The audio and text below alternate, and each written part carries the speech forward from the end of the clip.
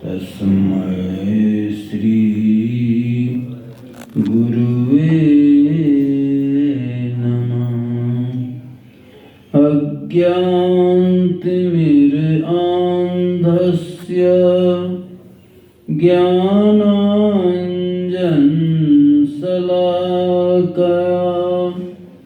चक्षुरुन्मिलितं तस्मै श्री गुरुवे नमः। धन्य धन्य सतगुरु सुखदा महिमा कही न जाए।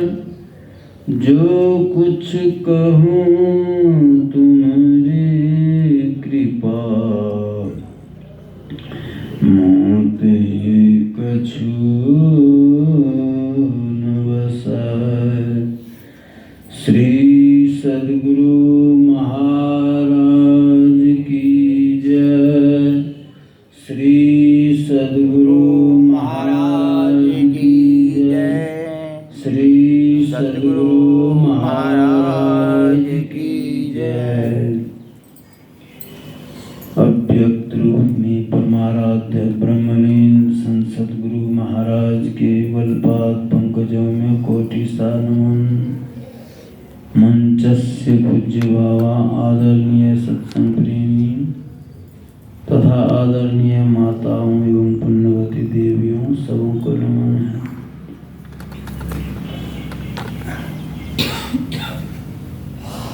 यह संत मत का सत्संग है। संत मत सत्संग में संतवाणियों का ही प्रधानता दी जाती है। संतवाणी को हम लोग पढ़ते हैं, सुनते हैं। पढ़ने सुनने के उपरांत करने की भी प्रयास करते हैं। जो करते हैं तो आया है कि लहि चारि फल अछत तनु साधु समाज पर्याय।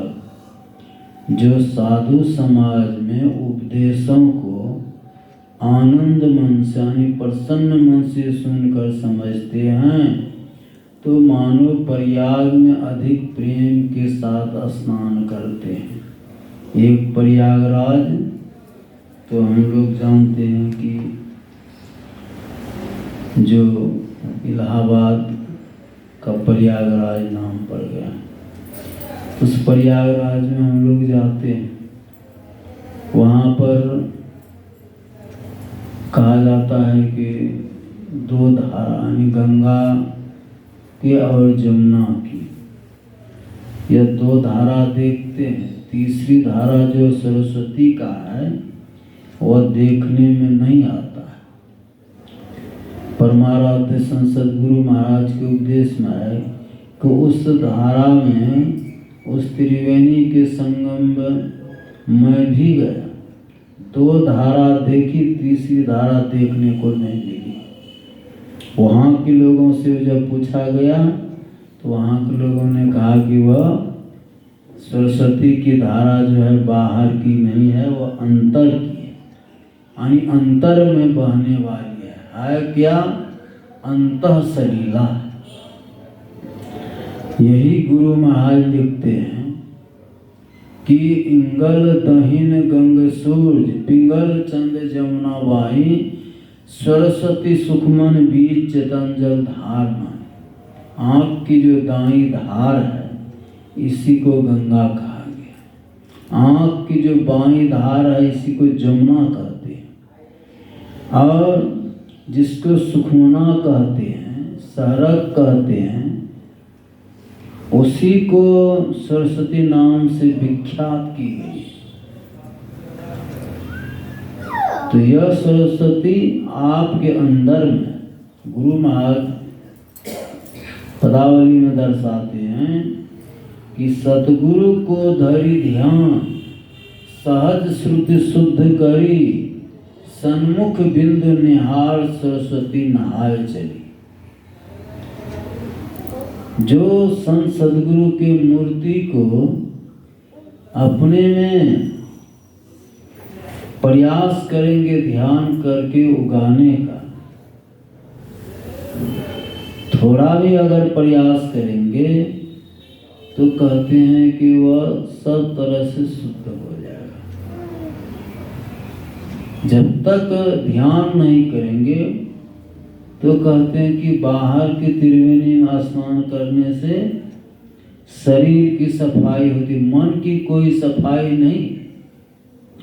मन की सफाई तो आपको अंतर की त्रिवेणी में नहाने से ही हो सकता है, ध्यान करने से ही हो सकता है। सूचे भारे सांच समावे, बिरले सुचाचारी, तंत्र को परम तंत्र मिलाया, नानक शरण तुम्हारी। पवित्र हृदय में सत अटता है, वह परम प्रभु परमात्मा इतना पवित्र है।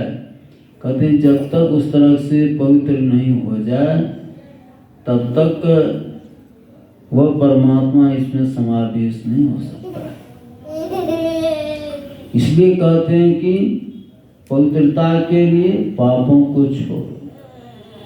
कोई धनवान है, गुणवान है, बलवान है, कहते हैं कि इससे वह ईश्वर को नहीं जान सकते, नहीं प्राप्त कर सकते। भक्ति करने के लिए कहते हैं अंतर अंतर चलना पड़े। अभी हम लोग वेदवाणी में सुने, ओम स्वयोजत उर्गायस ज्योतिम वृथा कृतंतम मिंतेन गावः परिनसं कृणुते तीन श्रृंगो दिवा हरिदर्दृशे नक्त मृत्या। वेद भगवान उपदेश करते हैं, हे मनुष्य, वह परमात्मा हाथ पैर गुदा रींग रसना कान त्वचा आंखें नाक मन बुद्धि आदि इंद्रियों के द्वारा उसको प्रत्यक्ष करना, कहते हैं कि झूठ ही एक खेल करना है। क्यों? इन इंद्रियों से वह जाना नहीं जा सकता है। भगवान श्री राम जब जंगल में थे तो लक्ष्मण जी ने पूछा कि माया क्या है? तो भगवान श्री राम कहते हैं गो गोचर जहाँ लगी मन जाई, सो सब माया जानो भाई। आँख से जहाँ तक जो कुछ देखते हैं सब माया ही माया है। तो उस निर्मायिक तत्व को जानने के लिए कहते हैं कि वह जब भी जाना जाएगा तो वह चेतन आत्मा से ही जाना जाएगा। बाहर के इंद्रियों से हम नहीं जान सकते।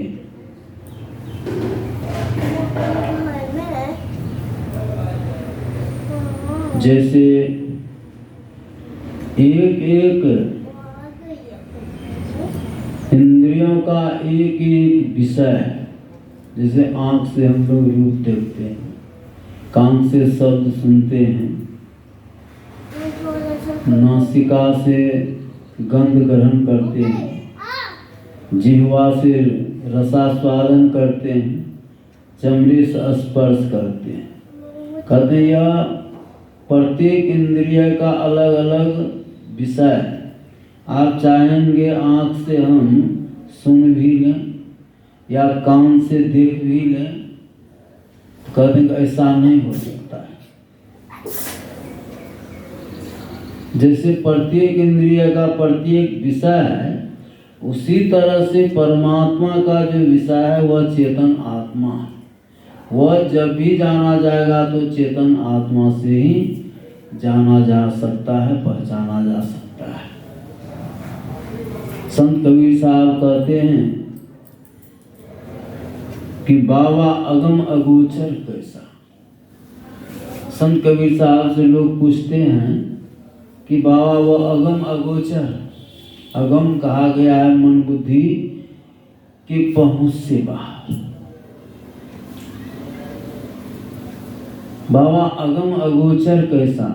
तो संत कबीर साहब कहते हैं कि मैं उसको इस तरह से समझाता हूँ, ताते कहीं समझाऊं ऐसा। मतलब जो दिसे सो तो है ना, जो देखने में आता है वह नहीं है सो कहा न जाए। जो यथार्थ में है उसके समझ में कहा नहीं जा सकता है। तो कहेंगे इतने लंबा चौड़ा भाषण हो रहा है, फिर कहते कहा सुना इसीलिए जाता है कि कहने सुनने में आनंद होता है, सुख मिलता है, परमार्थ भी बनता है। कहत सुनत सुख उपजे और परमार्थ हो। कहने सुनने में आनंद होता है और परमार्थ भी बनता है, इसलिए कहा सुना जाता है। लेकिन वह परमात्मा कभी वाणी का भी विषय नहीं।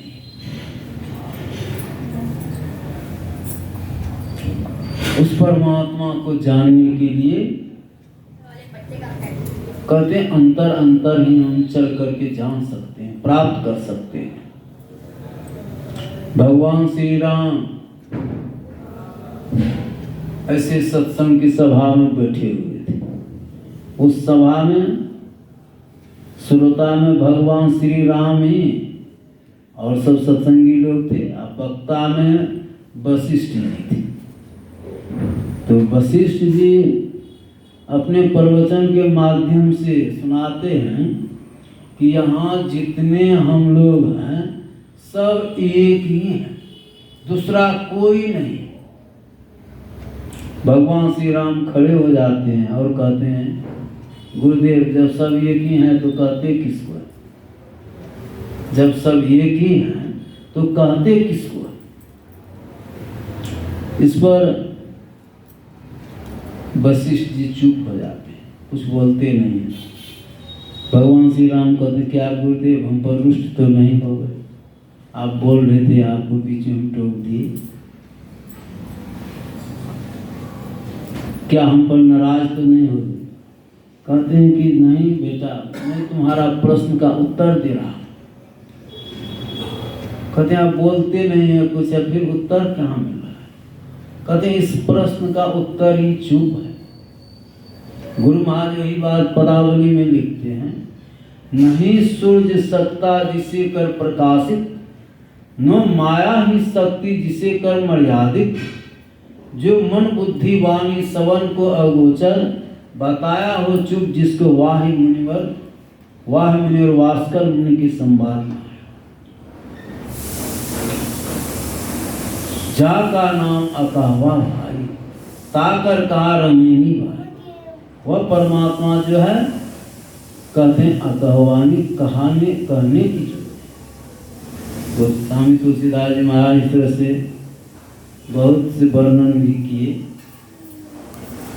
वाल्मीकि मुनि के समक्ष जो भगवान श्री राम पहुँचते हैं तो भगवान श्री राम उस वनवास काल में वाल्मीकि जी से कहते हैं कि हे मुनिवर आप तो इस जंगल में बहुत दिनों से रह रहे हैं, यहाँ का हवा का पता आपको है, इसीलिए कोई स्थान जो ऐसा है जहाँ मैं एक कुटी बनाकर वहाँ अपने परिवार भाई के साथ निवास करूं। तो वाल्मीकि जी क्या करते, पूछे हूँ मोहि की रहूं कहाँ, मैं पूछत सब चाह, जहाँ न होई तहाँ देहु कहीं तुम ही दिखाओ ठाऊं। आप मुझसे पूछते हैं कि मैं कहाँ, लेकिन मैं पूछने में सब चाहता हूँ, कहने में सब चाहता हूँ कि आप कहाँ नहीं है, जहाँ नहीं है वो स्थान कह, तो मैं रहने का स्थान दिखा।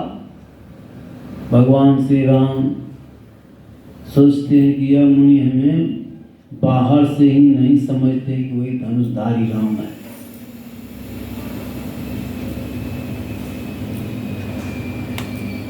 बाहर से ही नहीं समझते, बल्कि अंतर से जानते। नर शरीर तो भगवान श्री राम वाल्मीकि मुनि के समक्ष थे, लेकिन वाल्मीकि जी उस नर शरीर के संबंध में नहीं करते, बल्कि उस नर शरीर में जो व्यापक ब्रह्म है उसके संबंध में कहते, उसके संबंध में कहते हैं। और क्या कहते हैं कि राम स्वरूप तुम्हार वचन अगोचर बुद्धि पर अविगत अकथ अपार नेति नेति नित निगम का। हे राम, आपका जो स्वरूप है वह वचन से कहा नहीं जा सकता, बुद्धि वर्णन नहीं कर सकती है। एक तो रूप होता है जिसको हम लोग आंख से देखते हैं, कहते हैं कि रूप का दर्शन हो और उसके स्वरूप को नहीं जाने, नहीं दर्शन करें तो कहते हैं सब काम आपका बाकी ही रहे। स्वरूप निर्णय के बिना ही भक्त भटकता रहता है, इसलिए स्वरूप निर्णय होना चाहिए। तो स्वरूप निर्णय बाहर में नहीं हो सकता है। कहते जब तक कोई ध्यान नहीं करेगा, कहते तब तक उस स्वरूप को नहीं जान सकते। सत्संग नहीं करेगा स्वरूप को नहीं जानेगा। वाल्मीकि जी इतना ही नहीं कहा, वे कहते हैं कि तेऊ न जानत मरम तुम्हारा और तुम ही को जाननिहारा। वाल्मीकि जी कहते हैं कि वह जो त्रिदेव है, त्रिदेव से मतलब है ब्रह्मा विष्णु महेश, 33 कोटि देवता में यह 3 देव मुख्य माना गया है, ब्रह्मा विष्णु महेश। लेकिन यहाँ वाल्मीकि जी कहते हैं कि वह त्रिदेव यानी ब्रह्मा विष्णु भी आप इस स्वरूप को नहीं जानते और जानने का अधिकार भी वे नहीं, ऐसा कहते। क्यों नहीं? तो संत कबीर साहब कहते हैं कि ब्रह्मा विष्णु महेश्वर कहिए, इन सिर लागी काई, इन्हीं भरोसे मत कोई रहिए, इन्होंने मुक्ति पाई। कभी ब्रह्मा विष्णु भी जो इनको भी दोष लग गया, इसीलिए यह भी अधिकारी नहीं है उस स्वरूप को जानने। तब सोई जाने जेऊ देहु जनाई, जानत तुम्हें हुई जाए। वही जानता है जिसको आप जना देते हैं। किनको जना देते हैं? कहते जो जानने का अधिकारी होता है, कहते परमात्मा प्राप्ति का अधिकारी होता है। जैसे कोई सर्विस करते हैं, सर्विस करने का वो उसमें योग्यता वे प्रयास किया है, डिग्री पहले से प्राप्त की है, तब जो वह उसमें भी कोशिश की, तब उनको जो है इस तरह से उस पद पर गए। और जैसे तैसे रहेंगे तो कहते हैं उस पद पर वे नहीं जा सकते। अगर चले भी जाए तो फिर जो है पीछे हुआ धोखा खा जाए। उसी तरह से उस परमात्मा को जानने के लिए कहते हैं उस चेतन स्वरूप को जानने की बात है। पवित्रता की जरूरत है, सदाचार की जरूरत है। गोस्वामी तुलसी वाल्मीकि जी कहते हैं चिदानंदमय देह तुम्हारी, विगत विकार जान अधिकारी, चिदानंद आनंद स्वरूप। उस आनंद स्वरूप को कौन जाने? जो सदा आनंद ही बना रहता है। कहते हैं कि वही जानेंगे जिसके अंदर में कहते हैं कि विकार नहीं, सांसारिक इच्छा नहीं। जब तक अपने को सदाचार में नहीं ढालेंगे तो कहते तब तक कहते वो अंदर में उस चिदानंद स्वरूप को नहीं जान सकते।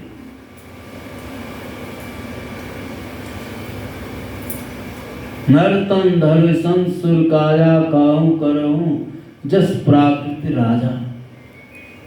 आपने जो नर शरीर धारण किया है देवताओं के और मुनि लोगों के काम की। कहते कहते क्या कहा, अंत में जाकर के वाल्मीकि जी इस तरह से कहते हैं, लोचन चातक जिन करी राख रही दरस जलधर अभिलाखे। लोचन कहते हैं आँख को, जिसके आँख कहते चातक पक्षी के तरह एक इष्ट को जो देखते रहता है।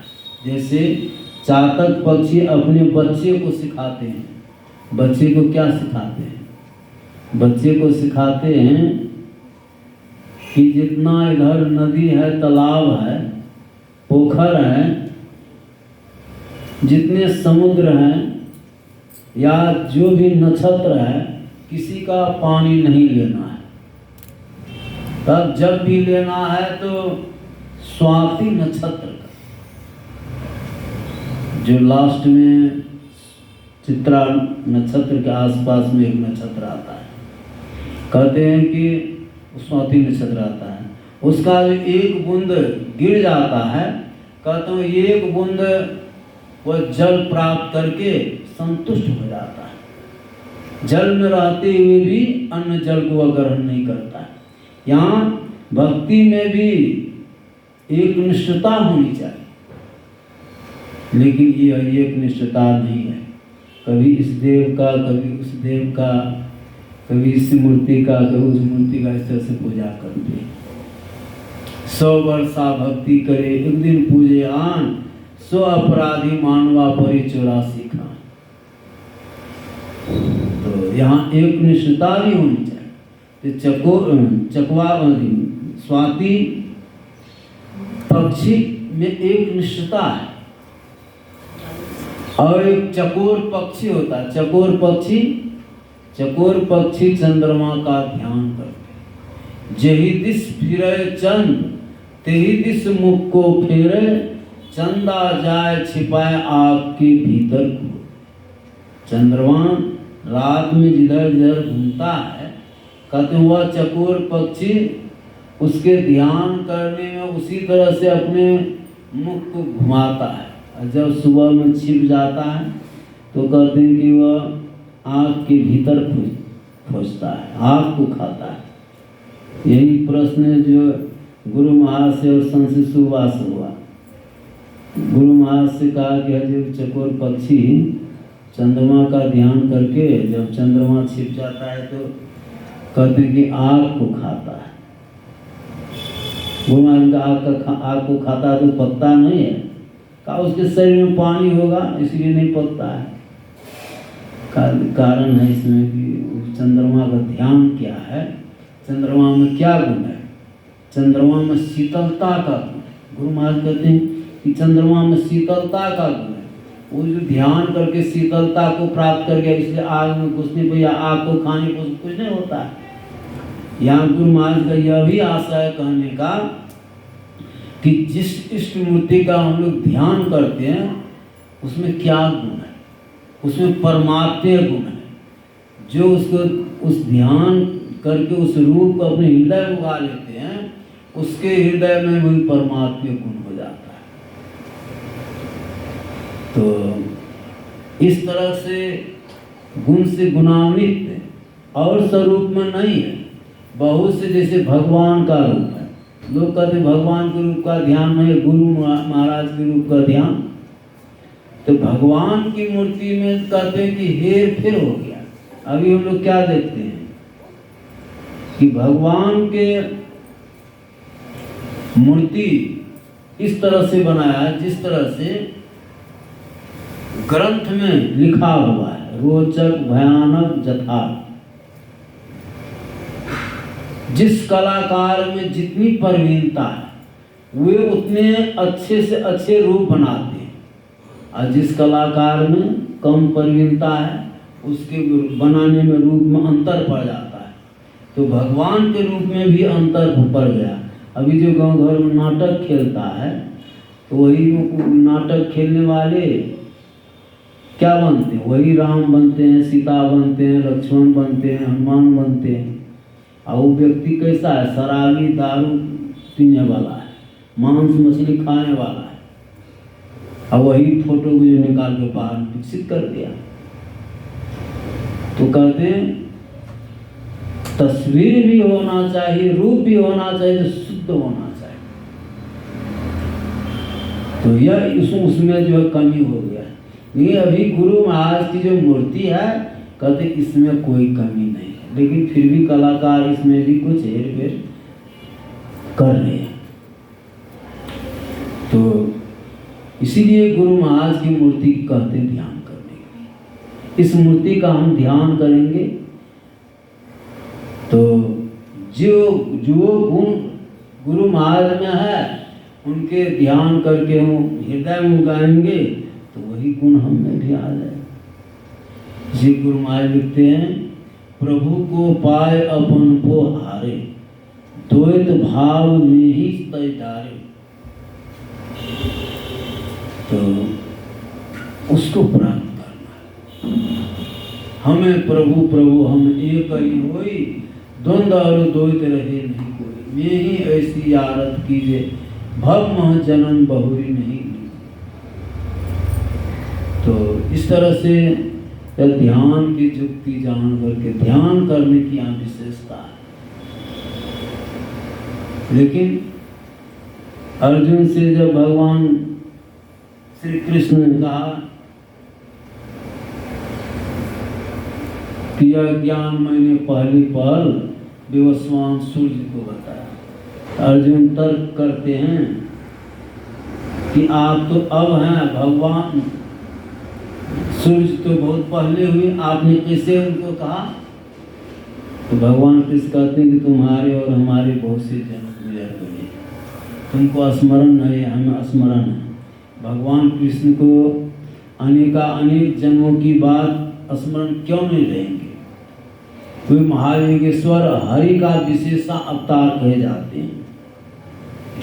तो भगवान कृष्ण कहते हैं पहले पहल मैंने सूर्य को बताया, सूर्य ने राजा मनु को बताया और राजा मनु ने राजा इक्ष्वाकु को बताया। राजा जनक भी जो यह साधन करते थे, लेकिन समय के हेर फेर के कारण यह जो अंतर साधन है, ध्यान है, यह लुप्त हो गई। वही आज मैं तुमसे कह रहा। संत कबीर साहब की वाणी में, न जोगी जोग से ध्यावे, न तपसी देह जरवावे, सहज में ध्यान से पावे, सूरत का खेल नहीं आवे। लेकिन यही ध्यान के बाद जो है अभी उनके अनुयायी में चाहिए तो क्या करें? वे कहेंगे कबीर साहब की पंक्ति को लेकर के कि आँख न मुंदो, कान न रुंदो, तनिक कष्ट नहीं धारो, अब खुले नयन पहचानो, हंसी हंसी सुंदर रूप निहार। गुरु महाराज यही बात लिखते हुए कहा, यह दशा कब होती है? यह दशा तब होती है जब शब्द निरंतर से मन लागा, मलिन वासना छूटी, उठत बैठत कबू न छूटे, ऐसी तारी गाली। जब तक वे उस सार शब्द को ध्यान करके नहीं प्राप्त करेंगे, कहते यह मलिनता नहीं छूटती। अभी तो हमेशा मन मलिनता में ही रहती है। यह मलिनता छुड़ाने के लिए कहते ध्यान करो। गुरु महाराज कहते को रूप को न देखो, ऐसा होता है। मोबाइल रखते तो बहुत रूप देखने में आता है। तो जिस तरह का आप रूप देखेंगे, कहते मन में स्वाभाविक रूप से विचार हो जाएगा। तो गुरु महाराज कहते को रूप को न देखूं, एक बिंदु सब में देखूं, रिद्धि सिद्धि को न लेखूं, ऐसी सूरत सिमटा दो। एक इष्ट मूर्ति को जो अपने अंदर में प्रयास करेंगे तो कहते देखते देखते वह देखने में आ जाएगा और उसका सब काम जो है छूट। इस तरह से साधन विधि की जानकारी जान करके करना चाहिए।